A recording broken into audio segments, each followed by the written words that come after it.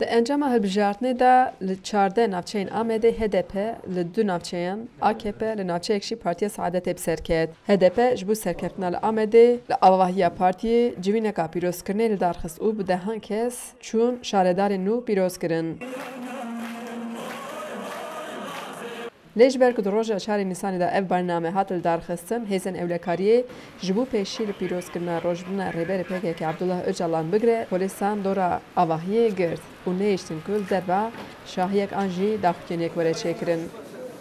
Rêveberên HDP di axaftinên xwe de spasiya xwe li gel kirin û gotin ku ê partiya wan weke Partiya Yekemîn ji sindoqên dengdanê derxistine û gelek şaredariyan bi dest xistine. Encama hilbijartinê serkeftî derbas biye. Ez gelê Rûmen rêzdarî silav dikim û em dibên serkeftina wê ser xêrê be. Hev şaredarên nû ên Amedê Selçuk Mizraklı û Hulya Alotmen jî axivên û spasiya xwe kirin ku gotin ev serkeftina gelê. 31 Mart sürecini roja hilbijardîna sîwîtê adarê de em bi hev ra serkeftin. Rêya me rêya rast bû. Di vê pêvajoya xeternak de stratêjiya partiya me HDP serkeft. Mecmet çi dixwast? Dixwast ku van qaymên xwînxwar, van nûnerên devletê zû zû jî bajarê hebe.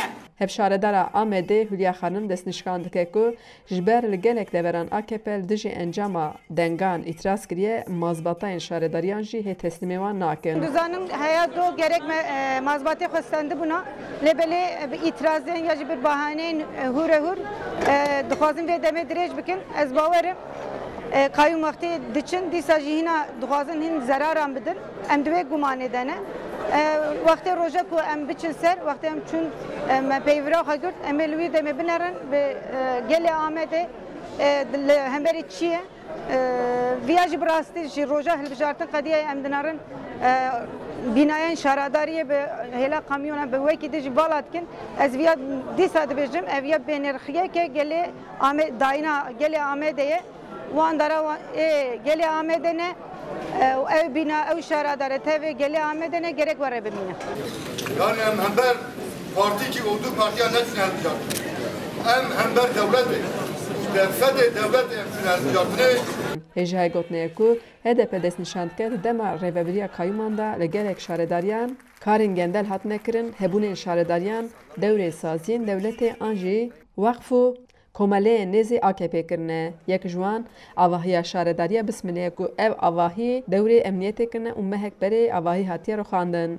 Şaredarî niha bê avahiyê. Orhan Ayaz hev şaredarê nû behsa vê îddiayê dike. 2018 de avaya bismil îhala wê çêbiye bi 12 milyon û 193 hezara. Ev avayî mehek berê bi taqaz kirine bi emniyeta bismil taqaz kirine avaya me anê tune qadil merkezî heye li bismil anê şaredarî di qadil merkeziyê de em bêjin xebata xwe dimeşîne ama ez bawerim em ji bo avayiyê bismil malê bismil giş malê me ne 120 hezar avayiyê me li bismil heye em karin xizmeta xwe û xebata xwe li malê bismil giş bikin.